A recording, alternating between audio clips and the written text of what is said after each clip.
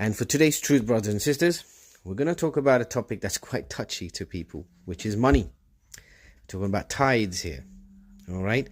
So we read in Deuteronomy 14:22, be sure to set aside a tenth of all that your fields produce each year. Right. Now, when it comes to tithes, God's asked for our first fruits. So before you pay your bills, before you pay for the food, before you pay for the fuel in your car, before you pay for your rent, whatever, the first money you give is to God, the first 10%. The first payment you make from your paycheck is the 10% to the tithes and to the church.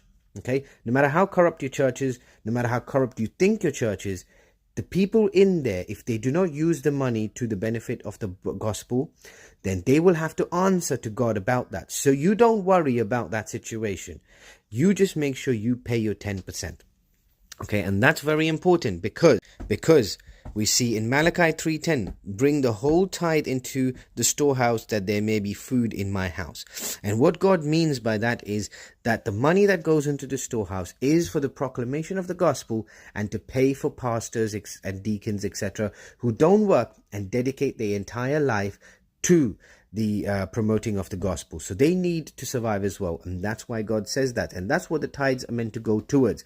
So if your church is corrupted and using it for other things, you do not take mind of that, but pay your 10% in it.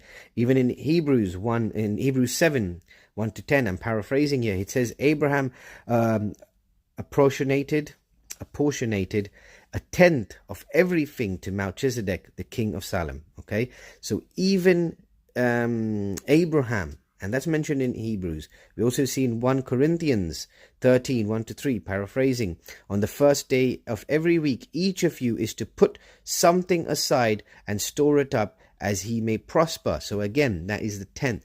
So 1/10, brothers and sisters, God says out of 100%, just give me 1/10 of that. The other 9/10 you keep for yourself. 10% for me, 90% for you. Likewise with the Sabbath, there are 7 days in the week. God says, keep 1 day for me, the other 6 days you do what you need to do. So be very wary of this. There are a lot of testimonies of people who were struggling and did not have enough money, but paid their tithes and their money went over. We also see in Elijah when the lady had very little food and very little oil, and she was going to make it for her kids, and then they were going to eat and die. And Elijah says, bring it to me first, right? And when she did, she trusted God and she went to Elijah. They had food for many, many, many days. So trust God with your money and pay your tithes.